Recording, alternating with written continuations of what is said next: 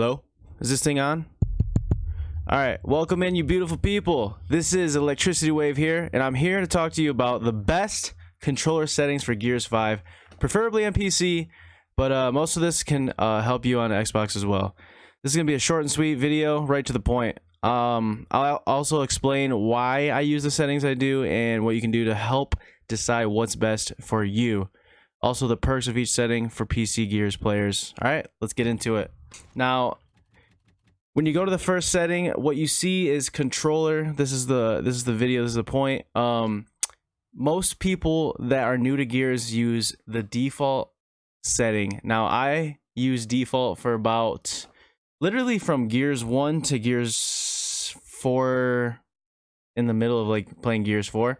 Towards the end of Gears 4, I was like, I want to wall bounce faster, so I did some research in tournament. If you can't play claw is like what a lot of pros play, but claw is just so like it's so unnatural for me, and it's just something that I just didn't want to do. I play tournament, so what it does is it basically switches LB and A. So the movement, the point of this is to be able to move your stick in aim while you're rolling with, or you don't want to roll, but while you're wall bouncing with LB, so your thumb never leaves the stick. So like claw players, they don't ever have to move their thumb because they use their pointing finger.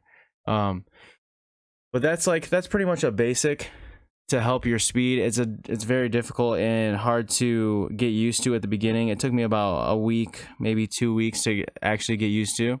But as far as sensitivities, this is the main focus of it. Now it depends of like how you react in games. Do you like playing really fast? Do you have fast reflexes? The way you play, is it aggressive, energetic? You know, I feel like I like to play high speed and a little more sporadic.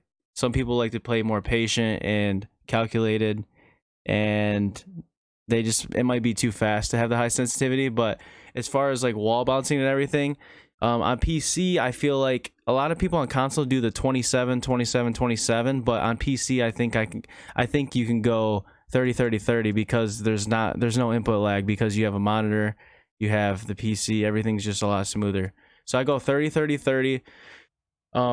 If you're starting off in the beginning, you probably want to gradually, go up like 2 or 3 a day, or go a couple days and get used to that, and then eventually work your way up to the max, because I certainly didn't start on this. Aim acceleration is how fast you pull out your shotgun or your lancer to aim. So that's got to be maxed out, because if you pull out your gun too slow, it just doesn't make sense of why you'd want that slow, really. Like, I think 10 is the only way. And then for inner and outer dead zone, I've never messed with these. It's mainly just the area that your left stick, or I think it's your right stick actually.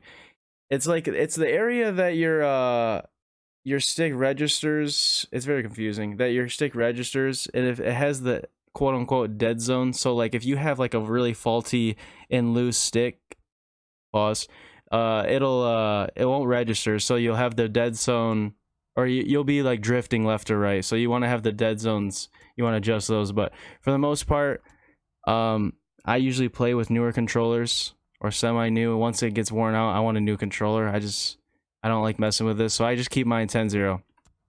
Vibration, this is kind of preference. I like it on, but I have played with it off. If it messes with your aim too much, then I would have it off. Honestly, having it on can piss you off more, because you die and you feel the vibration. So it's kind of a double whammy there. All this, invert Y-axis, invert X, off, off, off, toggle, all that off. Omnidirectional is also preference. I know some pros have it off. I tried it. I've played with omnidirectional like for so long that I tried it with off and it just didn't make sense, so I kept it on. Analog movement and cover, I haven't messed with this. I just kept it. I think it was stayed like it had it off. I just kept it off. I didn't want to mess with that, because I don't really. The only time I move and cover is maybe if I want to strafe in cover with holding a left bumper or holding a evade to like speed up. so I don't really mess with that. Sticks default, everything else default.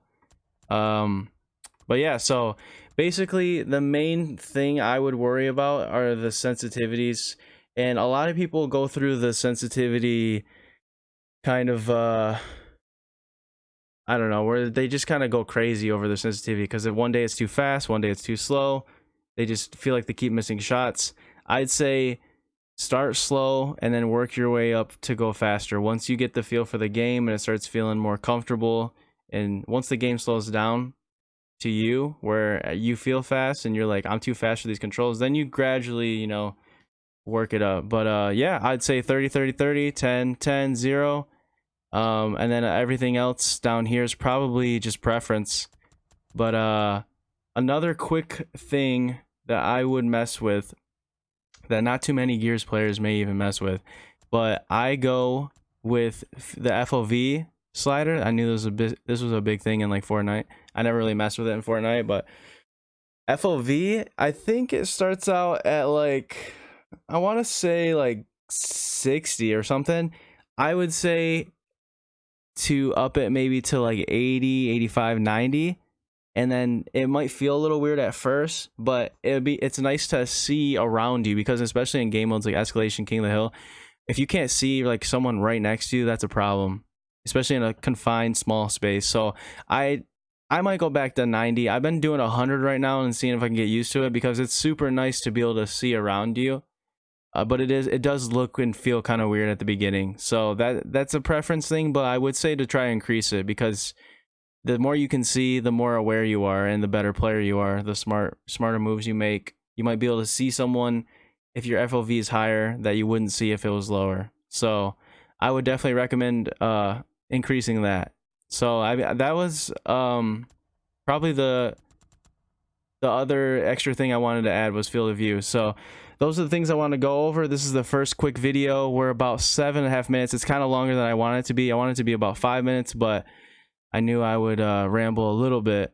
But for the most part, I think we got some good information in here. If you would like to see more, comment, like, subscribe, all that jazz. It helps support the channel. I can keep making more videos, and it's very much appreciated. But yeah, there'll be more to come. I think I'm going to do some more how-to videos, some more gameplay videos, highlights, skins, content, all that stuff. So we'll see how it goes. I appreciate you guys. Gears fam. We'll see you next time. All right, guys, I'm out. Peace.